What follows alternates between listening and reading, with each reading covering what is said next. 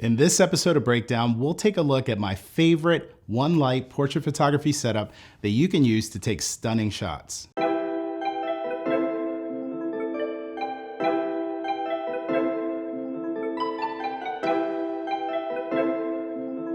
Welcome back to another episode of Breakdown. If you're watching my channel for the first time, my name is Miguel Quiles.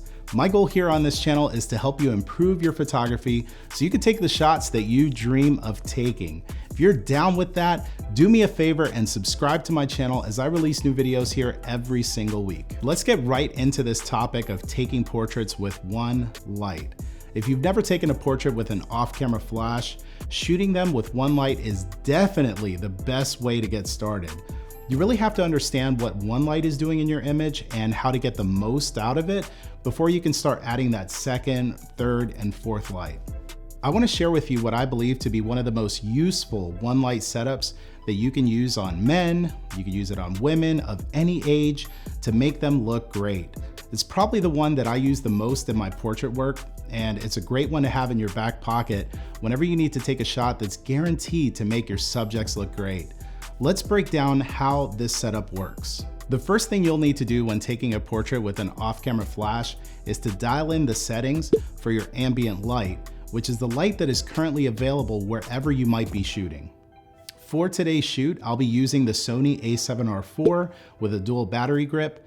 For the lenses, I'll switch between using the Sony 85mm 1.8 and the 90mm 2.8G macro to get sharp close-ups. If you're taking studio style portraits, you'll generally want to dial in an exposure setting in your camera that will completely underexpose your available light.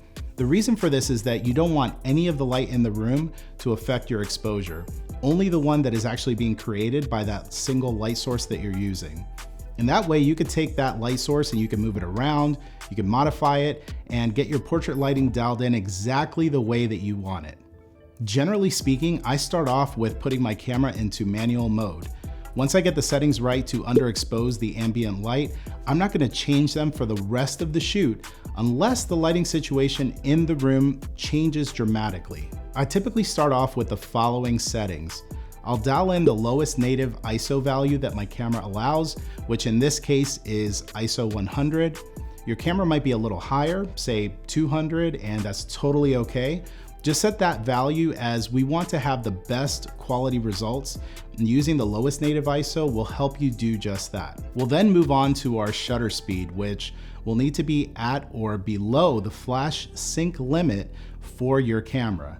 I usually have this set at 1/160th of a second, but again, your camera might allow you to go a little bit higher than that, so check your camera manual. Lastly, I dial in my aperture. For studio portraits like this, I generally like to have a lot of detail and sharpness, so I dial in an f-stop of f8 to get started with. Now, all you need to do is take a shot without the flash trigger. If you've dialed in the right settings, you should get a shot in camera that is completely dark. What you've done at this point is use your camera settings to get rid of the light that's in the room. Your white balance can be set to automatic, or you could always dial in a custom white balance using a gray card if you want to be more accurate. Now that we have all that done, we can now introduce our light. Before we continue, I want to take a moment to invite you all to join me at one of the premier photography conferences in America, Imaging USA. It all goes down in Nashville, Tennessee on January 16th to the 21st.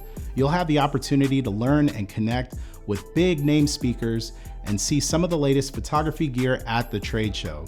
The show is brought to you by PPA, who were kind enough to sponsor today's video. If you're interested in more information or you want to sign up to attend, check out the link in the description of this video for more details. Now let's get back to the video. At this point, we've dialed in our camera settings. Let's talk about the one light setup that we'll be using for today.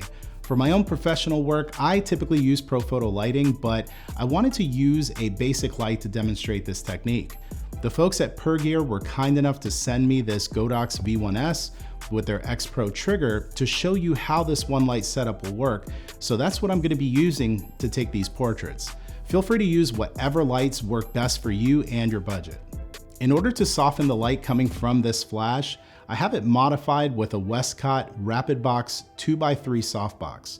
I really like these softboxes mainly due to the fact that you can change the mounts on them, so you can use them with pretty much any major lighting system out there just by switching the adapter. We've got both layers of diffusion to make this light as soft as possible. To get started, I take my light and I place it centered above my subject, approximately 2 to 3 feet away, with the bottom of the modifier lined up just above my subject's nose, and I have it angled slightly downward. I have my model standing approximately 3 feet away from the background, which happens to be this textured brown printed vinyl backdrop from Savage. The distances here give me enough light on both my subject and my background, but feel free to adjust these distances to get a darker or a brighter background. I have the V1S set to around 1/4 power and begin taking my shots. Your power settings on the flash may vary based on the type of modifier that you have on your flash and how far you place it from your subject and your background, so adjust the power settings to your own personal tastes.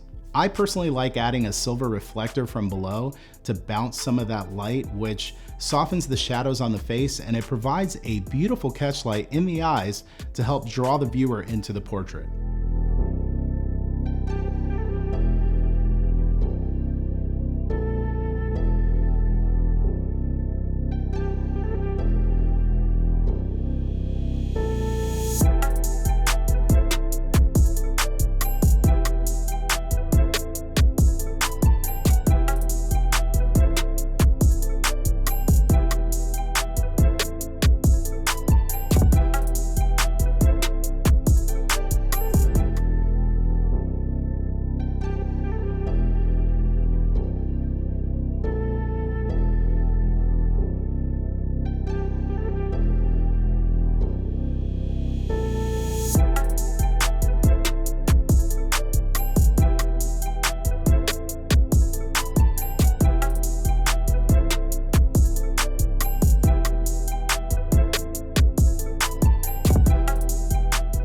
If you're an available life photographer that wants to dip your feet into off-camera flash, this handy setup will give you a great foundation to get some beautiful portraits. As a matter of fact, I've used some variations of this same setup to make tens of thousands of dollars for my own portrait photography business. I'm curious to know though, what's your favorite one light setup? Let me know in the comment section below. If you want to go deeper into the world of portrait photography and off-camera flash, consider subscribing and watching the other videos that you see here on screen. Thank you for watching Breakdown, and I will see you in the next video.